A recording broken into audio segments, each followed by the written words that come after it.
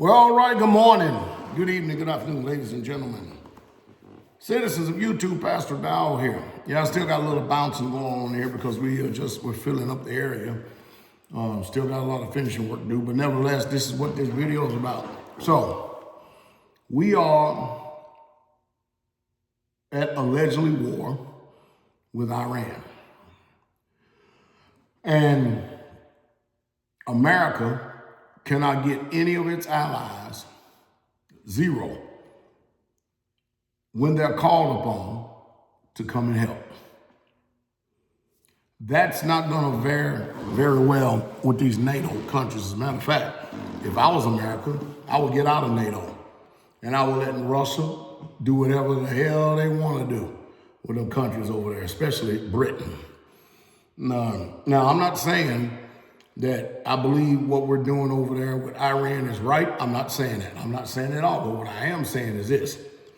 I'm saying that if you're going to be an ally when you're called upon, and we're supposed to have each other back, there's supposed to be some type of loyalty there.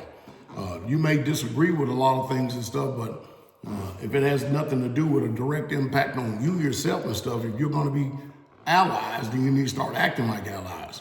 And it don't seem like that the rest of the NATO countries are playing along with this. So, and Trump said it ain't going to be well with him. Now, listen, Trump is not going to live forever. He's not going to be in the office forever, okay? And we don't know what the next president is going to do.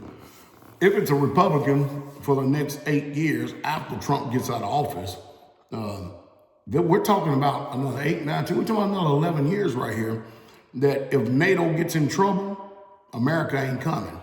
Because we're going to remember. We're going to remember the posturing of these particular countries, because under the Democrats, all we do is get raped, looted, robbed, used, abused, and while they're reaming us with a smile. But now that the Republicans are playing hardball like the rest of the country and the rest of the world is, people don't like it. And the truth is, if somebody was to try to come into our house, our own home, and try to behave the way that these countries have demanded America behave towards them, we will fight like tooth and nail. You wouldn't believe how we would fight, because we just wouldn't have it. There's no way we're going to have a foreign entity telling us the way we need to be running our country. And for years and years, countries have been pretty much begging America, and we've been opening up our pocketbook and giving them stuff, giving them a bunch of money, and then they renege on the deal. They still got the money, but they renege on the deal. Then we come back to the negotiating table, and as dumb as we are, we give them some more money, and give it a few years later, they renege on the deal again. And what happened is, and a lot of people don't understand and don't like about Trump is that he ain't playing these games no more. No, America's not playing the game, at least not under his watch. What I don't like is this is an Israeli proxy war. This is their war. And then they not putting their citizens on the lines. I already told you that as soon as he said it's only gonna be a few weeks, I was telling the brothers here on the land, I said, that's a lie. It ain't gonna be no few weeks. I said, there's gonna be ground troops going over there, because you can't sit up there and just bomb the living smithereens out of a country and expect them to comply. Everybody knows that wars are won on the ground. Changes is made on the ground. What's the purpose of the ground invasion? I don't know. They got all the intel and everything else. It makes no sense to me, but I do know this. I do know that retired special forces people who used to be like a national security advisor or whatever, I forget the office he had, Joe Kent, I know he resigned. And we're talking about people who actually loyal to the country. You know, we got selective amnesia, because the one thing we forget, and I want all you Americans out there to hear me on this one. When Bill Clinton had the opportunity to go to Vietnam, he got a deferment, and I think he went to Canada. But when Muhammad Ali got drafted, they threw him into prison because he didn't want to fight for this country. At the same time, Donald Trump had an opportunity to go to Vietnam too. He didn't go either. He had bone spurs on his feet. At least that's what they said, right? Bone spurs. And now we're sitting up here, all these many years later, what's wrong with Barron Trump? I mean, did he register for selective service? He's 20 years old. He's got a silver spoon in his mouth, a gold spoon in his mouth. Won't he just go ahead and go to ROTC? Why don't he just go ahead and become an officer and get in there and put him on the front lines and at the hardest point of every war? But see, again, I wish I'd have had my little uniform up here and show you all these ribbons that's on there. All they are is ribbons. They have no merit. They don't mean anything. You get a little ribbon for doing this, or a little ribbon for doing that, or a ribbon for doing this. That's all it is. It has no intrinsic value. It's just a color-coded piece of ribbon, so-called quote-unquote a valid. You don't get any money for them, none whatsoever at all. I get no money for jump wings. I get no money for air assault wings. I get no money for a driver's badge. I get no money for a German shoots a sneer. I get no money for none of this stuff. I get no money for expert riflemen. I get zero, zilch, nada. I get nothing whatsoever at all. All that is just more satire. It's just more stuff you just put on the uniform. It don't mean anything. The only thing that means something is if you can get a Congressional Medal of Honor, and I think that one comes with a lifetime payment of some sort. I believe so. I got to look it up again. But other than that, the rest of them is nothing but just color-coded fabric. That's all it is. Well, he got a Bronze Star for this. He got a Bronze.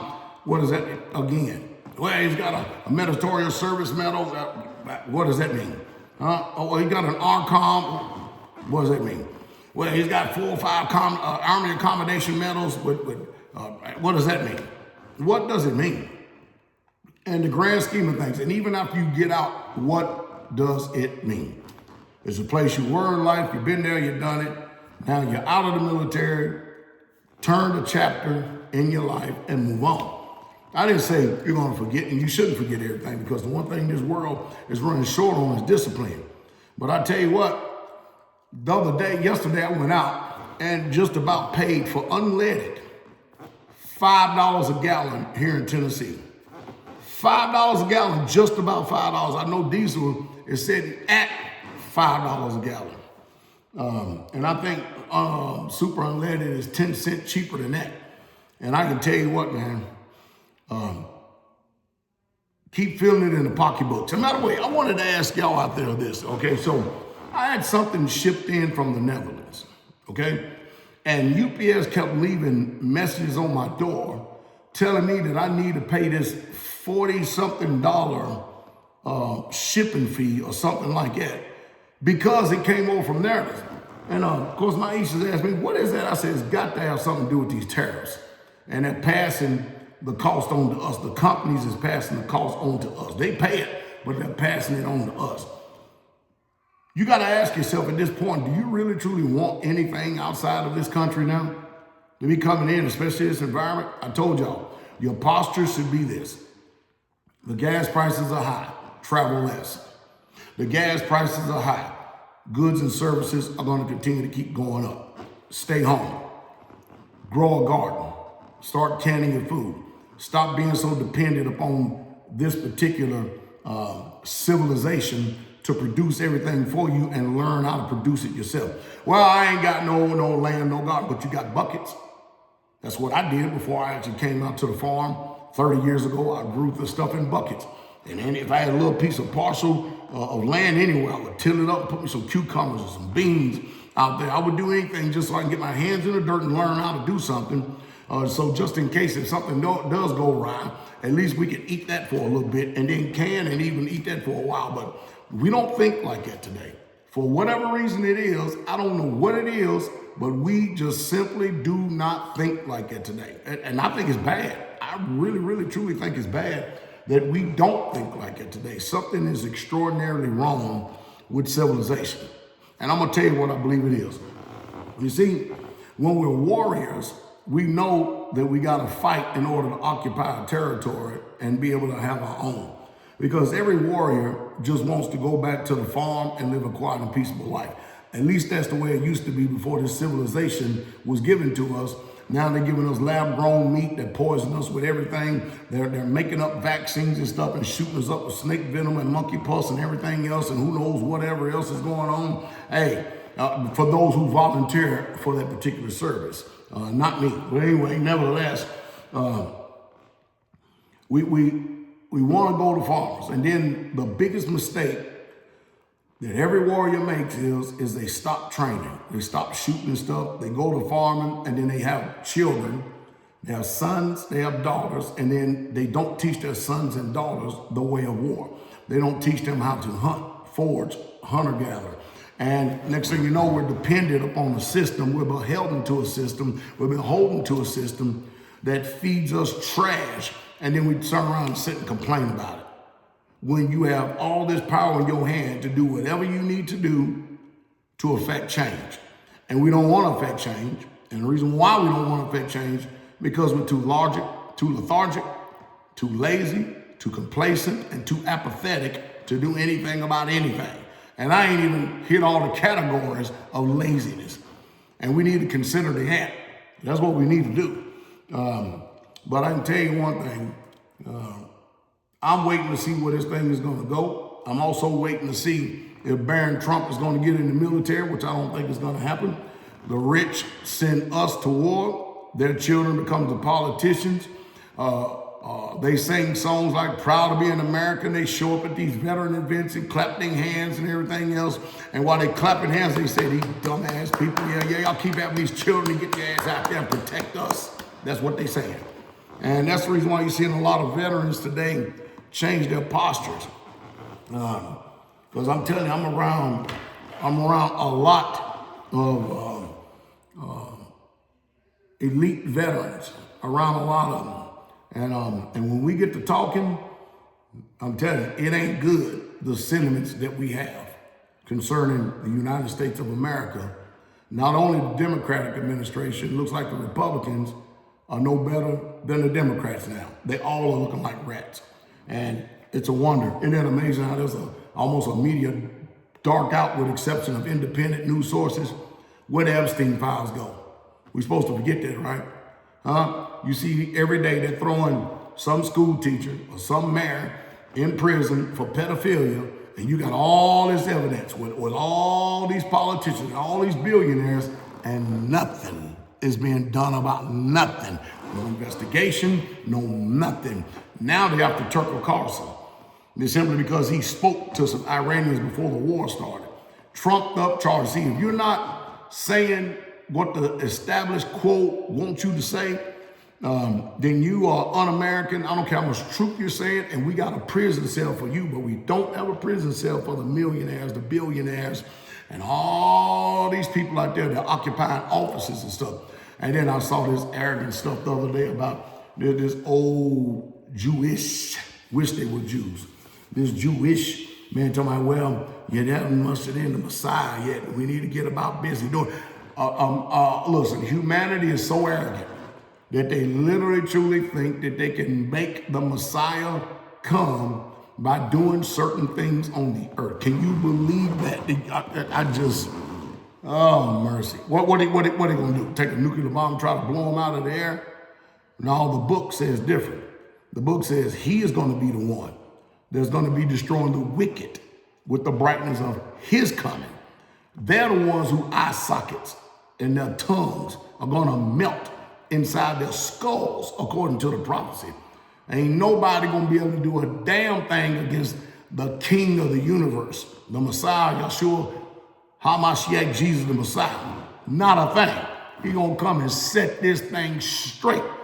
Gonna make every valley that was low, he gonna bring it up level. And every mountain that was high, he gonna bring it down low. And I'm telling you, he gonna set in order, things are right, and then those of us righteous because we believe in the resurrection, we got next. We next this earth for 1,000 years, the longest reign of any empire in humanity's history. It's gonna be ours. Glory to the King. Providing that you're filled with the Holy Spirit, you keep the commandments of Yah, and you're really truly walking in a life of repentance. You ain't doing that, dust, ashes, fire, and brimstone is yours. That you can believe. So get caught up in this world and ignore the facts of holiness and righteousness, and that there's an Elohim, a righteous one, and think that somehow, some way, that you can do that and have that posture and that you're gonna go into his kingdom when you haven't changed anything about yourself that offends all over the place, it's a wrap. You can forget it. Y'all blessed day. King coming.